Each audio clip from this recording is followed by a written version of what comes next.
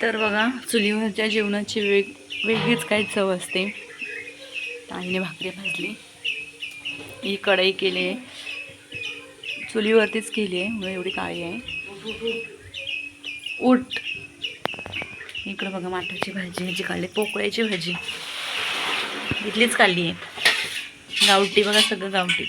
पोकळ्याची भाजी ही गावठी वांग्यांसाठी तयार केलं आहे. हे मी बनवलेल्या फेण्या पापड बिपड सगळे ह्या मिरच्या त्या आता तळायच्यात. आणि ही गावठी वांगी हे बघा. आणि इकडं ही पण गावठी तोंडली आहेत.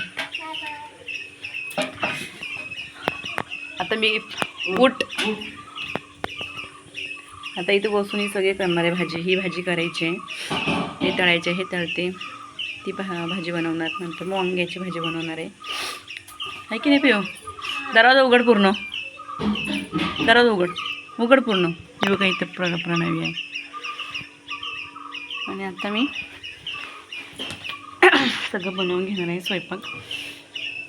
गॅस पण नाही ना, मग गॅस भेटत नाही काय नाही, तर लाकडावरती जेवण करायचं आहे.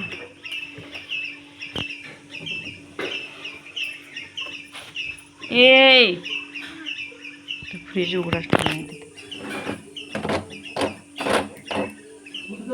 पायाला पण लागला आहे बघा. पाय सुजले करून, पाय मुरगळला माझा, मी पूर्ण पाय सुजले करून पायाचे पूर्ण सुजले.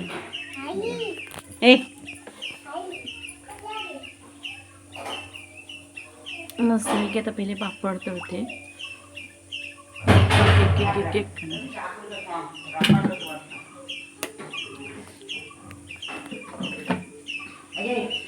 गावठी पाल्याची भाजी, गावठी सगळं गावठी, वांग्याची भाजी, गावठी तोंडलीची भाजी. थोडीशी तोंडली होती, पिक्की पण आहे त्याच्यामध्ये. मला लई आवडते तोंडलीची भाजी म्हणून तोंडलीची भाजी थोडीशी करणार आहे. मरतीस